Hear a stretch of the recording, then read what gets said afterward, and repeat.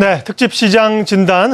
이번에는 우리자산운용 김학주 전무님과 함께 시장 이야기하겠습니다. 어서 오십시오. 네, 안녕하십니까. 항상은 우리 김 전무님이 금요일 날 오셔서 우리 한 주간의 이슈, 뉴스들, 시사점을 좀 짚어주시는데요. 오늘은 저희가 구성 자체를 좀 투자자들이 고민하고 계신 시점이라 시장에 관한 얘기를 좀 여쭤보려고 합니다. 자, 한 2050선까지 여러 가지 악재를 뚫고 왔다가 일단 브레이크가 좀 걸린 상태고요. 그제 오늘 변동성을 주면서 투자자들의 불안감을 주고 있죠. 예, 향후 방향성은 어느 쪽으로 보세요, 김 전무? 그러니까 저는 일단 시장은 조금 지쳤다고 생각은 하거든요. 네. 그러니까 지금 코스피에 있는 주요 종목들을 가치 평가하지 않습니까? 그러면 지금 실적으로는 설명되지 않는 그런 종목들이 꽤 있습니다. 그만큼 앞으로 좋아질 것들에 대해서 주가가 어느 정도 반영을 했다고 보는 거죠. 근데 아직 그 다음 이 주가 도약을 위해서 필요한 그런 캐탈리스트는 아직 나오지 않았으니까 사람들이 되게 이제 긴가민가 하는 것 같습니다. 근데 제가 보기에는 방향성은 아직 살아있다고 생각해요. 그러니까 만약에 주가가 조정을 받으면 다시 한번 매집할 만한 그런 시기이다 이렇게 생각을 하고요. 저는 위쪽을 열어두고 있습니다. 네. 네.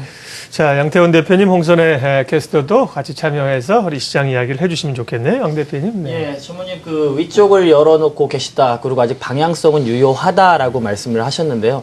지금 현재 오늘 현 시각 지수 2030포인트만 보더라도 우리나라 최고점이었었던 2230까지 퍼센티지로는 10%도 남지 않았거든요. 네. 그럼 여기에서 상방향을 보신다 그러면 목표치를 어느 정도까지 생각을 하고 계시나요? 근데 사실 주가라는 게 나무처럼 자라는 거 아니겠어요? 근데 정고점을 찍은 지는 상당히 몇 년 지났지 않았습니까? 그러니까 그동안 사실 이 주가도 계속해서 이제 내재 가치가 올라왔을 텐데 그걸 반영을 전혀 못한 상태니까 그만큼은 이제 의미가 있다고 생각을 합니다. 그래서 지금 우리나라의 그 코스피를 이론적으로 이렇게 뜯어보면은 얼마 전에 제가 이제 그 ROE가 한 9.5%까지 떨어졌다. 근데 이게 회복될 거 아니겠습니까? 그래서 만약에 우리의 정상적인 수준이라고 얘기할 수 있는 12% 내지 13%까지 갈 수 있다. 이렇게 보면은 이제 PBR도 1.3배 정도까지 가능하니까 그러면 2,400 정도가 적당하지 않을까 이렇게는 볼 수 있어요. 그래서 이제 앞으로 어떤 산업들이 이제 그런 이 ROE, 그러니까 자기 자본 이익률의 회복을 주도할 수 있을지 그런 걸 좀 지켜보는 게 필요할 것 같습니다. 네. 2,400까지 간다면 정말 긍정적이고 참 기분이 좋을 것 같아서 상상만 해도 기분이 좋은데 그래도 2,400, 한 4,200 가야죠. 장기적으로. 네. 그럼 더 좋고요. 네. 네. 그래도 항상 변수는 좀 생각을 해봐야 되잖아요. 어떻게 본다면 환율이나 중국 경기에 대한 우려도 변수다, 예상치 못했다 이런 분들도 계시던데 이 시점에서 예상해야 될 변수 어떤 게 있을까요? 그래서 저는 이제 주가를 조금 긍정적으로 보는 이유가 일단 그 블랙스완이 나타날 가능성은 별로 없는 것 같아요. 그러니까 그동안 이 세계 경제가 가진 악재에 대해서 상당히 면역이 돼 있다고 생각하는 거죠. 그러니까 어떤 문제가 발생했을 때 굉장히 빠르게 치료할 수 있는 그런 능력들, 그런 제도들, 이런 것들이 마련됐다고 생각하고 있고요. 오히려 조금 더 이제 그 돌파구 같은 것들이 나타날 확률이 높지 않을까 생각하는데요. 첫 번째로는 새로운 고용을 일으켜줄 수 있는 어떤 직업군이 나타날 수 있지 않을까. 그러니까 지금 사회가 변하고 있지 않습니까? 그러니까 좀 아주 스마트하게 스마트 기기도 나오지만 그런 사람들의 어떤 생활 모습이 바뀌어지면은 그로 인한 어떤 수요들이 나타나니까요. 그러니까 그런 것들이 아직은 시작 단계라고 보는 거죠. 그러니까 빅데이터가 완성이 돼가지고 진짜 사람들이 원하는 컨텐츠들이 막 제공되면은 그로 인해서 파생되는 그런 직업들이 고용들이 상당히 많아질 것이다. 이런 기대를 갖고 있고요.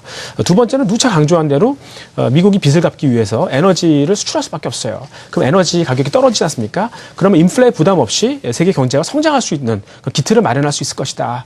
이것도 굉장히 중요한 포인트인 것 같고요. 세 번째는 이제 중국이 역시 이제 정치적으로 안정이 됐으니까요. 그러면 이제는 좀 경기 부양을 할 수 있는 그런 준비가 될 것이다. 이렇게 보고 있고요.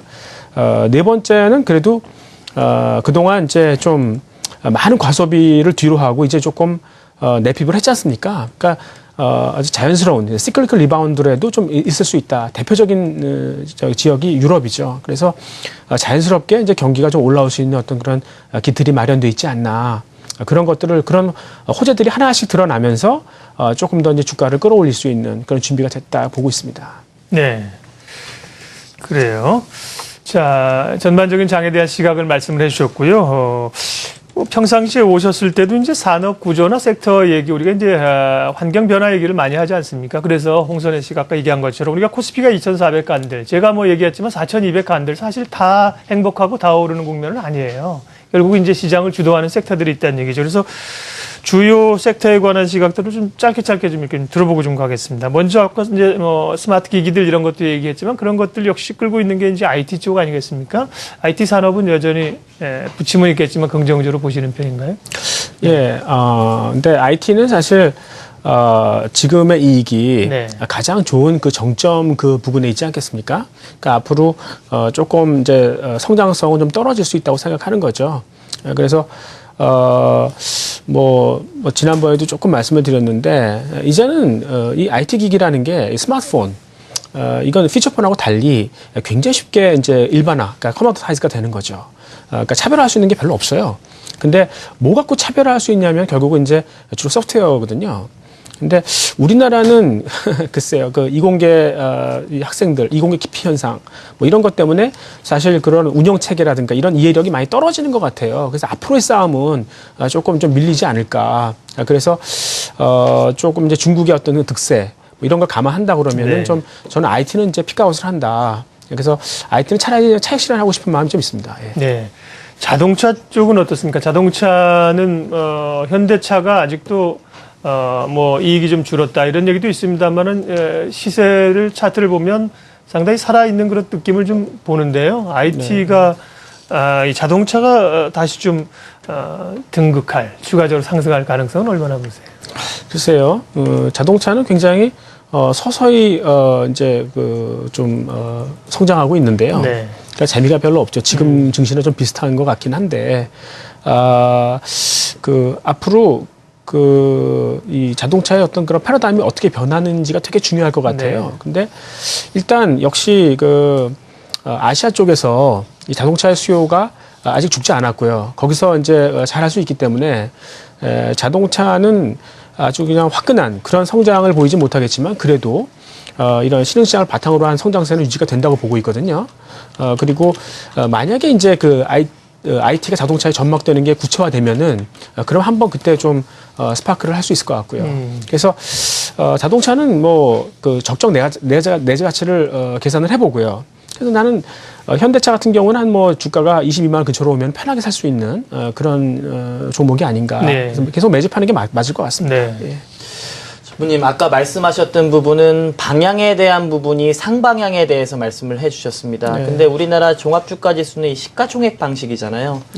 지금 IT와 자동차에 대해서 이제 코멘트 해주신 부분이 약간 피크아웃되는 부분이 IT고 성장 속도에 대한 부분이 네.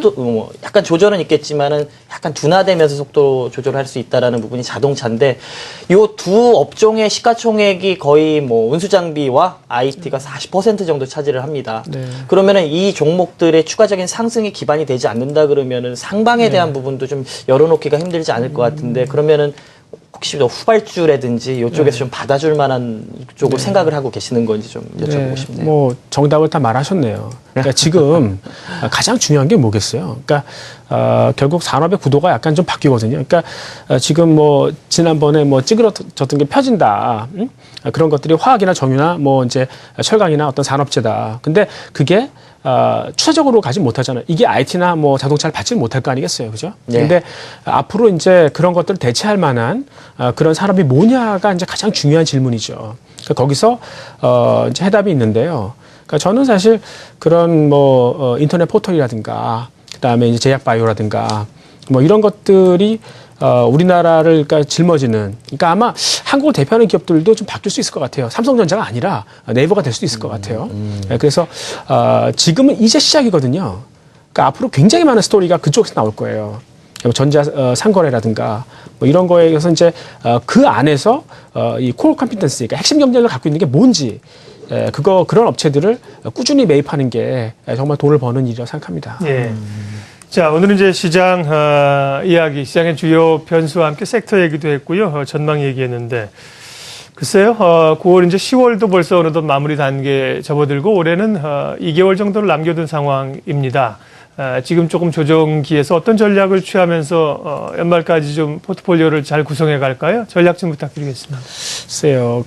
지금 유럽을 보면은 닥풀 트레이드라는 게 있어요. 그러니까 이게 여러분들이 이제 주식 결제를 하면은 이제 컴퓨터가 결제해 주지 않습니까? 그러니까 전자식 결제죠. 네. 근데 이거는 뭐냐면 증권사에 가서 자기가 원하는 거래를 1대1로 그냥 대량 거래, 그러니까 블락딜을 하는 거예요. 그러니까 거래가 빈번하지 않으니까 이런 걸 하는 거죠. 그리고 이제 헤지 펀드 같은 경우도 하이 프리퀀시 트레이드, 그러니까 아주 빈도가 높은 그런 거래 안 해요. 그리고 레버리지 매매도 안 하거든요. 그러니까 무슨 얘기냐면 방향성이 없다는 거죠, 지금은. 그러니까 그냥 방향성이 보여야 자신 있게 자기가 빈번하게 사고 팔기도 하고 그다음에 레버리지 걸어서 배팅도 하고 하는 건데 못 한다는 거죠. 근데 이렇게 됐을 경우에는 조심할 게 있어요. 그러니까 이런 상태에서 만약에 이 추격 매매 하잖아요. 그러면은 꼭 터지게 돼 있어요.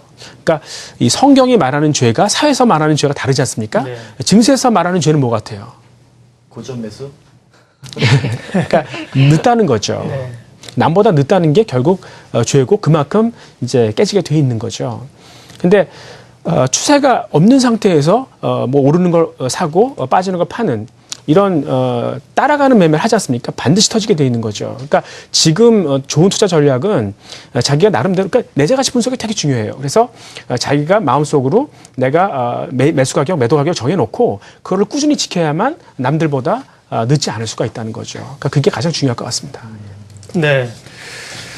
자, 2050선에서 고민이 좀 생기는 그런 자리이에요. 마침 주식시장이 쭉쭉쭉 가고 있었다면 고민이 좀 덜할지도 모르겠지만 충격들이 좀 오고 있는 자리라 고민해볼 자리였는데 오늘 특집으로 시장 진단했습니다. 우리 자산운용 김학주 전무님 함께했습니다. 고맙습니다. 네, 감사합니다.